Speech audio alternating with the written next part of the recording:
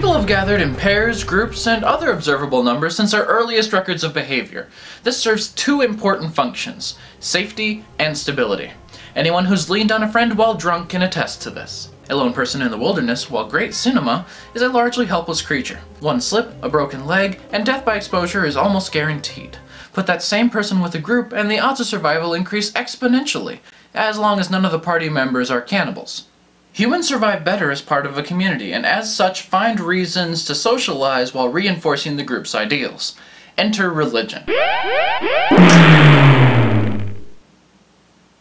The moral authority for many groups, religion influences a majority of the world population, with ideas about proper behavior and a guiding set of principles shaping lives every day.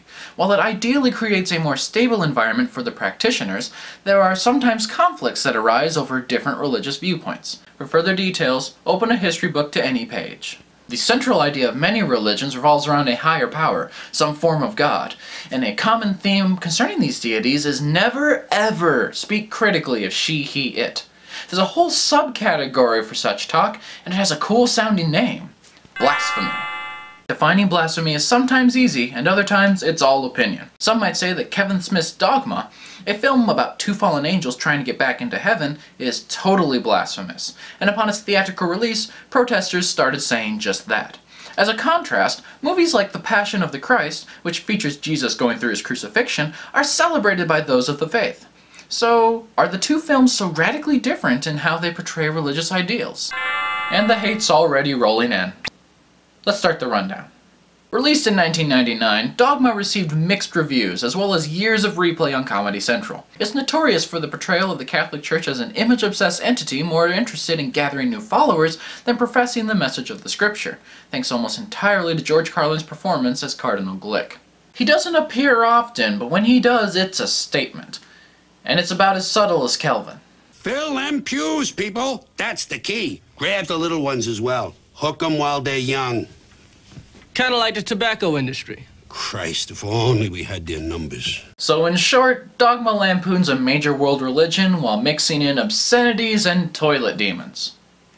And now, in the blue corner, Mel Gibson's The Passion of the Christ. A 2004 release, Passion is one of the few R-rated movies featuring Jesus to be viewed by so many Catholics. It followed the final hours of Christ's life, from his capture and judgment by the Pharisees to the long walk and crucifixion that followed the next day. Critically acclaimed and culturally infamous, The Passion is not without controversy, especially within the Jewish community.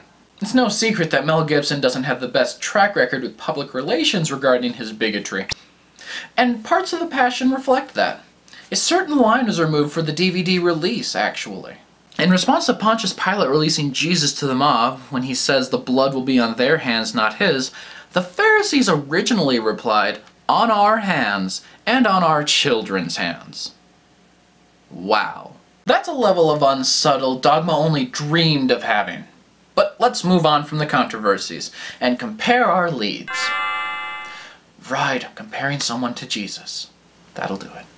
Dogma follows a Catholic woman's journey to rediscover her faith, once you subtract the whole world-ending scenario. Her name is Bethany, and she's the last Zion, which means she's a descendant of the family Christ. Not directly from the man himself, as Kevin Smith knows that writing in Jesus had kids to his comedy would have turned protests into firebombings. No, her lineage comes from Jesus' siblings, which I find totally plausible since after Jesus was born, it's a high likelihood that Joseph and Mary acted like a married couple and had sex. I didn't make human nature, I just observe it.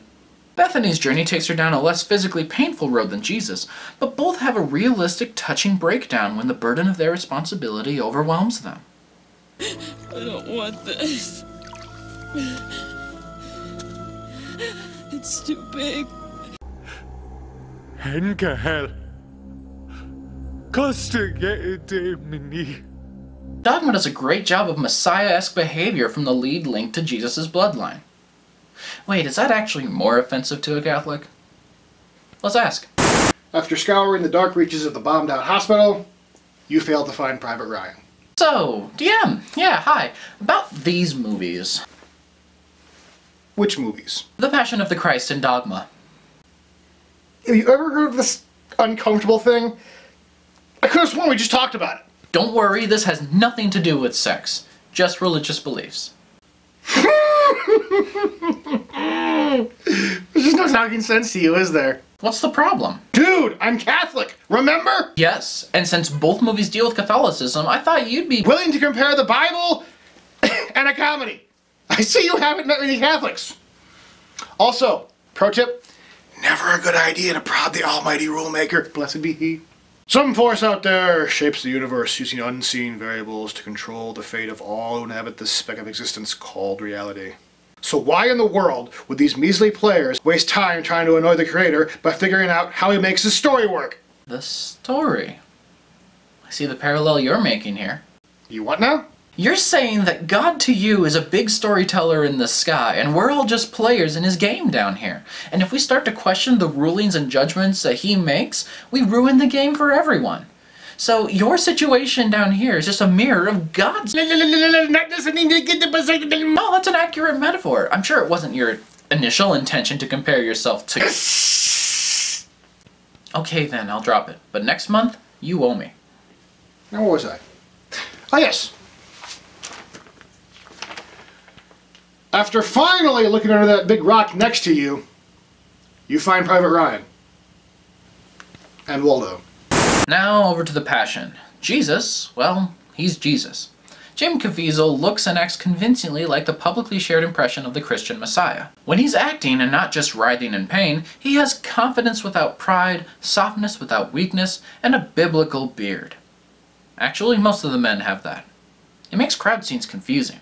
Both of our leads are solid, so let's move on to the main event, comparing the message of each film. The Passion's main message that it beats the viewer over the head with: Jesus died. If you've read Christian scripture, you know the point of him dying is to give humanity a clean slate and allow anyone passage into heaven as long as they accept that Jesus did this for them. The movie very subtly leaves this point out. We're shown his brutal and tragic death for over an hour. I clocked it. 13 minutes of beating, 18 minutes of commute with the cross, and nearly half an hour of him dying on the crucifix. That's over half the runtime of the movie. I'm pretty sure the real-life event took just as long.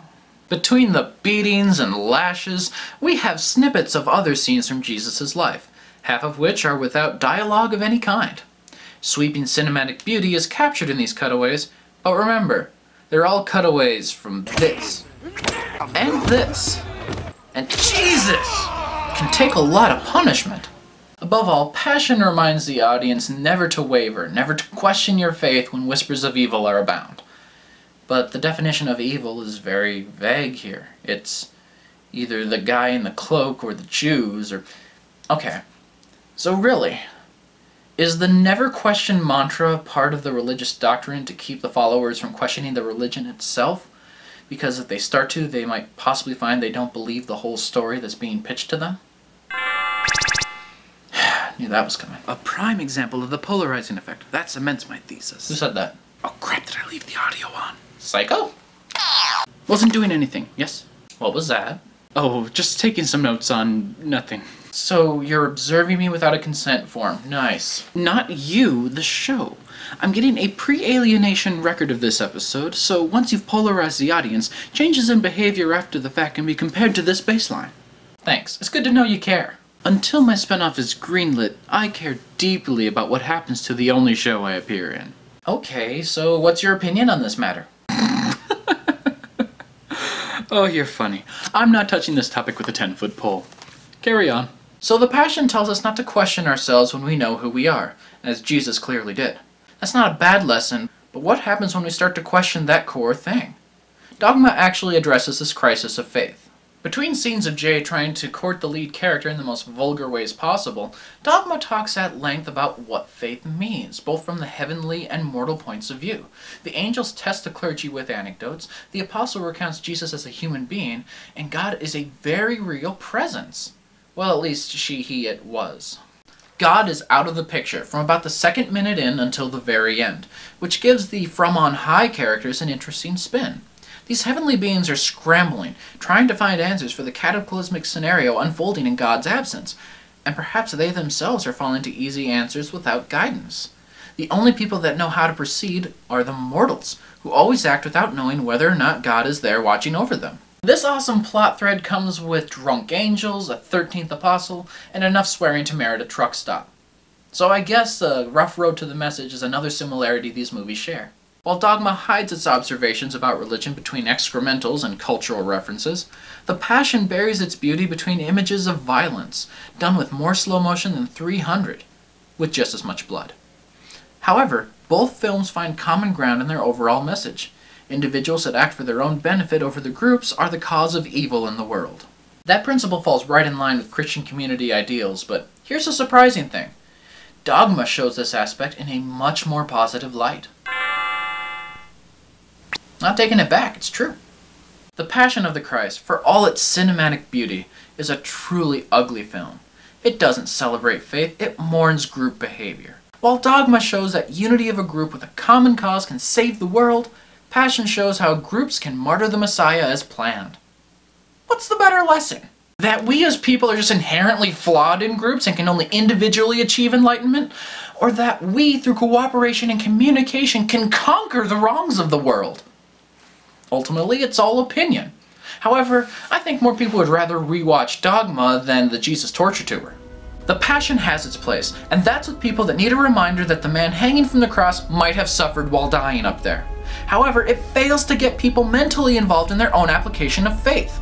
Dogma uses heavenly beings and Christian laws to create a very Hollywood plot, but it has conversations between characters that can get the audience thinking about their own spirituality and beliefs, all while laughing at Jay and Silent Bob.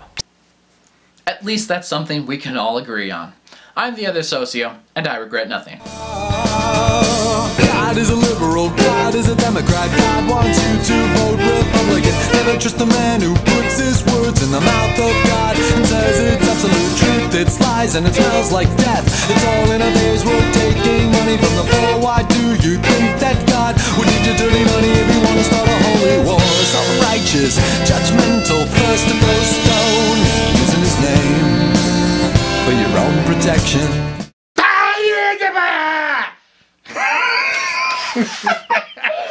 Okay. More anger, not more, oh my god, what just leapt out of her chest?